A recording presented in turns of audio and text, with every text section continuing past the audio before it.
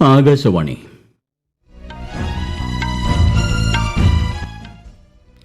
നമസ്കാരം. വാർത്തകൾ വായിക്കുന്നത് ഗോപകുമാർ.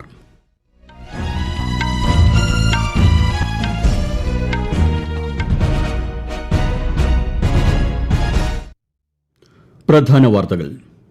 ഉപരാഷ്ട്രപതി CP രാധാകൃഷ്ണൻ 2 ദിവസത്തെ ഔദ്യോഗിക സന്ദർശനത്തിനായി ശ്രീലങ്കയിലെ കൊളംബോയിലെത്തി.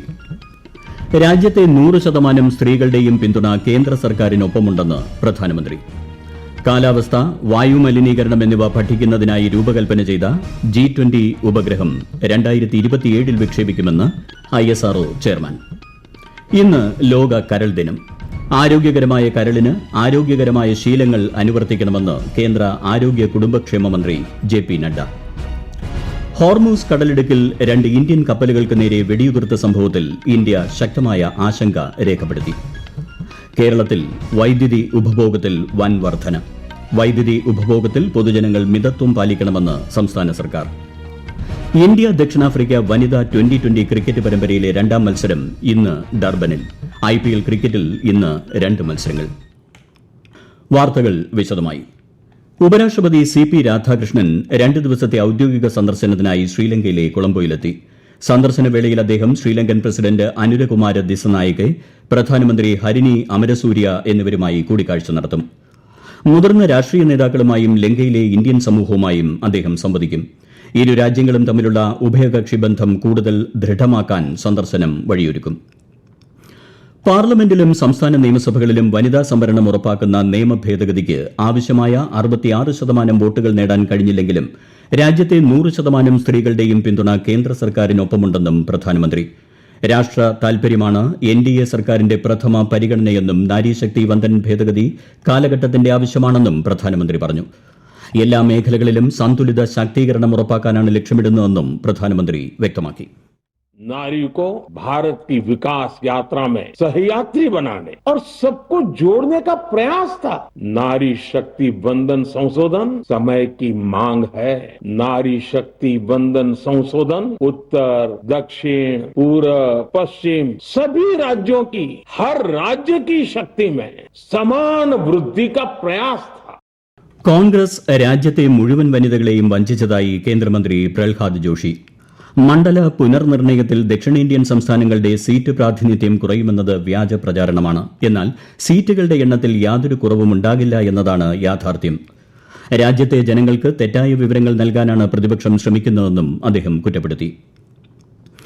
കാലാവസ്ഥ, വായുമലിനീകരണം എന്നിവ പഠിക്കുന്നതിനായി ISRO രൂപകൽപ്പന ചെയ്ത G20 ഉപഗ്രഹം 2027 വിക്ഷേപിക്കുമെന്ന് ചെയർമാൻ V. നാരായണൻ പറഞ്ഞു. ഒരൊറ്റ റോക്കറ്റ് ഉപയോഗിച്ച് 100-ലധികം ഉപഗ്രഹങ്ങൾ വിക്ഷേപിക്കുന്നതിൽ വിജയിച്ച ആദ്യ രാജ്യമാണ് ഇന്ത്യയെന്നും അദ്ദേഹം വ്യക്തമാക്കി. ഇന്നലെ ഹൈദരാബാദിലെ എഞ്ചിനീയറിംഗ് സ്റ്റാഫ് കോളേജ് ഓഫ് ഇന്ത്യയിൽ DRDO, ISRO, aeronautical society of India എന്നിവയിലെ ശാസ്ത്രജ്ഞരെ അഭിസംബോധന ചെയ്യുകയായിരുന്നു അദ്ദേഹം. 2040ഓടെ മനുഷ്യനെ ചന്ദ്രനിലേക്ക് അയക്കാനുള്ള ശ്രമത്തിലാണ് ISRO എന്നും ആഴക്കടൽ ദൌത്യത്തിനായുള്ള സമുദ്രയാൻ പദ്ധതിക്കായി ഒരു ടൈറ്റാനിയം കപ്പൽ നിർമ്മിക്കാനുള്ള ശ്രമം പുരോഗമിക്കുന്നതായും ഡോക്ടർ നാരായണൻ പറഞ്ഞു. ആരോഗ്യകരമായ കരളിനും ആരോഗ്യകരമായ ഭാവിക്കും വേണ്ടി ഓരോ ദിവസവും മികച്ച തെരഞ്ഞെടുപ്പുകൾ നടത്തണമെന്ന് കേന്ദ്ര ആരോഗ്യ കുടുംബക്ഷേമ മന്ത്രി JP നഡ്ഡ. ലോക കരൾ ദിനമായ ഇന്ന് ആരോഗ്യകരമായ കരൾ ആരോഗ്യകരമായ ജീവിതത്തിന് പ്രധാനമാണെന്ന് സമൂഹമാധ്യമക്കുറിപ്പിൽ ശ്രീ നഡ്ഡ പറഞ്ഞു. മനുഷ്യ ശരീരത്തെ ആരോഗ്യത്തോടെ നിലനിർത്തുന്നതിലും എല്ലാ ദിവസവും നന്നായി പ്രവർത്തിക്കുന്നതിലും കരളിന്റെ നിർണായക പങ്കിനെക്കുറിച്ച് അദ്ദേഹം പൌരന്മാരെ ഓർമ്മിപ്പിച്ചു. ഇറാനിയൻ തുറമുഖങ്ങൾക്ക് മേൽ അമേരിക്ക ഏർപ്പെടുത്തിയ ഉപരോധം നീക്കുന്നതുവരെ ഹോർമൂസ് കടലിടുക്ക് അടച്ചിടുമെന്ന് ഇറാൻ പ്രഖ്യാപിച്ചു. ഉപരോധം തുടരുന്നത് വെടിനിർത്തൽ കരാറിന്റെ ലംഘനമാണെന്ന് ഇറാൻ റവല്യൂഷണറി ഗാർഡ് കോർപ്സ് ആരോപിച്ചു. വെള്ളിയാഴ്ച കടലിടുക്ക് താൽക്കാലികമായി തുറന്നെങ്കിലും ഇറാനുമായുള്ള എല്ലാ പ്രശ്നങ്ങളും പരിഹരിക്കപ്പെടുന്നതുവരെ നാവിക ഉപരോധം തുടരുമെന്ന് അമേരിക്കൻ പ്രസിഡന്റ് ഡൊണാൾഡ് ട്രംപും വ്യക്തമാക്കി. ഹോർമൂസ് കടലിടുക്കിൽ 2 ഇന്ത്യൻ കപ്പലുകൾക്ക് നേരെ വെടിയുതിർത്ത സംഭവത്തിൽ ഇന്ത്യ ശക്തമായ ആശങ്ക രേഖപ്പെടുത്തി. ഇന്ത്യയിലെ ഇറാൻ സ്ഥാനപതി ഡോക്ടർ മുഹമ്മദ് ഫത്താലിയെ വിളിച്ചുവരുത്തി വിദേശകാര്യ സെക്രട്ടറി വിക്രം മിസ്രി ചർച്ച നടത്തി. വാണിജ്യ കപ്പലുകളുടെയും നാവികരുടെയും സുരക്ഷ ഇന്ത്യയെ സംബന്ധിച്ചിടത്തോളം അതീവ പ്രാധാന്യമുള്ളതാണെന്ന് വിക്രം മിസ്രി കൂടിക്കാഴ്ചയിൽ ചൂണ്ടിക്കാട്ടി. ഈ വാർത്തകൾ ആകാശവാണിയിൽ നിന്ന്. ആകാശവാണി വാർത്തകളും വാർത്താ അധിഷ്ഠിത പരിപാടികളും All India Radio News Thiruvananthapuram YouTube ചാനലിലും at All India Radio News Thiruvananthapuram Facebook പേജിലും AIR ന്യൂസ് _തിരുവനന്തപുരം ഇൻസ്റ്റഗ്രാം അക്കൌണ്ടിലും at AIR news _TVM X ഹാൻഡിലും ലഭ്യമാണ്. ഇന്ത്യ ദക്ഷിണാഫ്രിക്ക വനിതാ 2020 ക്രിക്കറ്റ് പരമ്പരയിലെ രണ്ടാം മത്സരം ഇന്ന് ഡർബനിലെ കിങ്സ് മീഡ് സ്റ്റേഡിയത്തിൽ നടക്കും. ഇന്ത്യൻ സമയം വൈകുന്നേരം 5:30 മത്സരം. 5 മത്സരങ്ങളുള്ള പരമ്പരയിലെ ആദ്യ മത്സരത്തിൽ ഹർമൻപ്രീത് കൌറിന്റെ നേതൃത്വത്തിലുള്ള ഇന്ത്യൻ സംഘം 6 വിക്കറ്റിന് പരാജയപ്പെട്ടിരുന്നു. IPL ക്രിക്കറ്റിൽ ഇന്ന് ഉച്ചകഴിഞ്ഞ് 3:30 കൊൽക്കത്തയിലെ ഈഡൻ ഗാർഡൻസിൽ കൊൽക്കത്ത നൈറ്റ് റൈഡേഴ്സ് രാജസ്ഥാൻ റോയൽസിനെ നേരിടും. രാത്രി 7:30 ചണ്ഡിഗഡിൽ പഞ്ചാബ് കിങ്സ് ലക്നൌ സൂപ്പർ ജയന്റ്സിനെ നേരിടും. രാജ്യത്തെ കാർഷിക മേഖലയുടെ നിലവിലെ സ്ഥിതിയും വരാനിരിക്കുന്ന ഖാരിഫ് സീസണിലേക്കുള്ള തയ്യാറെടുപ്പുകളും സംബന്ധിച്ച് കേന്ദ്ര സർക്കാർ അവലോകനം നടത്തി. വിശദാംശങ്ങളിലേക്ക്.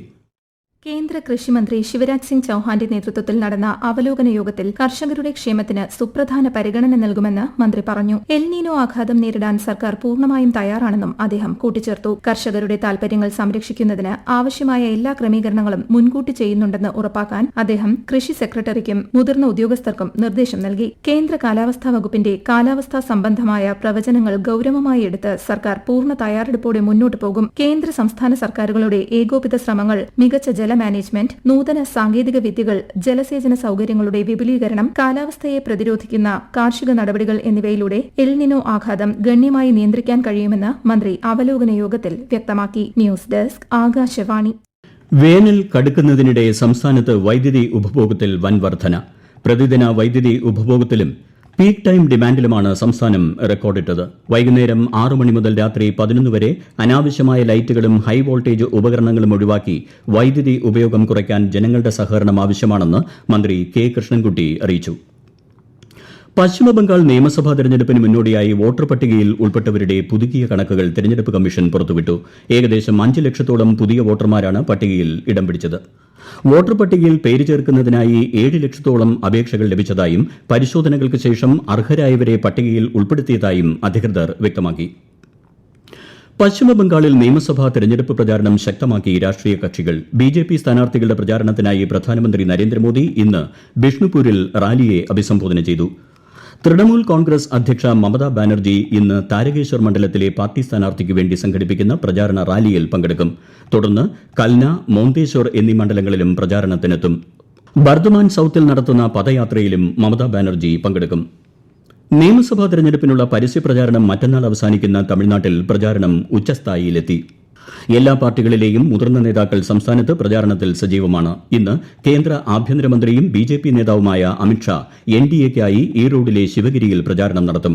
മറുവശത്ത് ലോക്സഭാ പ്രതിപക്ഷ നേതാവും കോൺഗ്രസ് നേതാവുമായ രാഹുൽ ഗാന്ധി വടക്കൻ ജില്ലകളിൽ പ്രചാരണം നടത്തി. രാഷ്ട്രീയ ജനതാദൾ നേതാവ് തേജസ്വി യാദവും കോയമ്പത്തൂർ, തിരുപ്പൂർ, നീലഗിരി എന്നിവിടങ്ങളിൽ പ്രചാരണം നടത്തി. അതേസമയം പ്രേമലത വിജയകാന്തിനായി കനിമൊഴി വൃദ്ധാഞ്ചലത്ത് പ്രചാരണം നടത്തി. ഉത്തരാഖണ്ഡിലെ ഗംഗോത്രി, യമുനോത്രി ക്ഷേത്രനടകൾ തുറന്നതോടെ ഈ വർഷത്തെ ചാർധാം തീർത്ഥാടനത്തിന് തുടക്കമായി. തീർത്ഥാടനത്തിനായുള്ള എല്ലാ ഒരുക്കങ്ങളും പൂർത്തിയായതായി മുഖ്യമന്ത്രി പുഷ്കർ സിംഗ് ധാമി അറിയിച്ചു. സുരക്ഷാ മുൻകരുതലിന്റെ ഭാഗമായി ഇത്തവണ ഹൈടെക് ക്യാമറകൾ വഴിയാണ് നിരീക്ഷണം നടത്തുന്നത്. മതിയായ പോലീസ്, പാരാമിലിറ്ററി സേനകളെയും വിന്യസിച്ചിട്ടുണ്ട്. കുടിവെള്ളം, വൈദ്യുതി, വിശ്രമ കേന്ദ്രങ്ങൾ എന്നിവ പാതയിലുടനീളം ഉറപ്പാക്കിയിട്ടുണ്ട്. കേദാർനാഥ് ക്ഷേത്രം ഈ മാസം 22-നും ബദരിനാഥ് ക്ഷേത്രം 23-നും തീർത്ഥാടകർക്കായി തുറന്നുകൊടുക്കും. ഔദ്യോഗിക സന്ദർശനത്തിനായി ദക്ഷിണ കൊറിയൻ പ്രസിഡന്റ് ലീ ജെ മ്യോങ് ഇന്ന് ഇന്ത്യയിലെത്തും.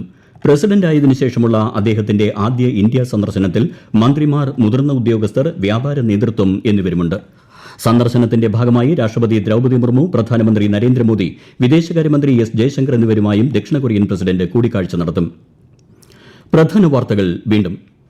ഉപരാഷ്ട്രപതി CP രാധാകൃഷ്ണൻ 2 ദിവസത്തെ ഔദ്യോഗിക സന്ദർശനത്തിനായി ശ്രീലങ്കയിലെ കൊളംബോയിലെത്തി. രാജ്യത്തെ 100% സ്ത്രീകളുടെയും പിന്തുണ കേന്ദ്ര സർക്കാരിനൊപ്പമുണ്ടെന്ന് പ്രധാനമന്ത്രി.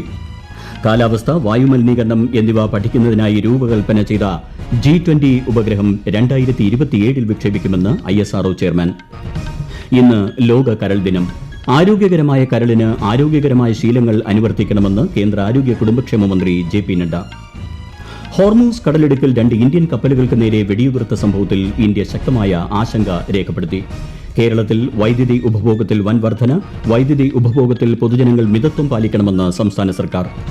ഇന്ത്യ ദക്ഷിണാഫ്രിക്ക വനിതാ ട്വന്റി ക്രിക്കറ്റ് പരമ്പരയിലെ രണ്ടാം മത്സരം ഇന്ന് ഡർബനിൽ. IPL ക്രിക്കറ്റിൽ ഇന്ന് 2 മത്സരങ്ങൾ. വാർത്തകൾ കഴിഞ്ഞു. അടുത്ത വാർത്താ പ്രക്ഷേപണം വൈകിട്ട് 3 മണിക്ക്.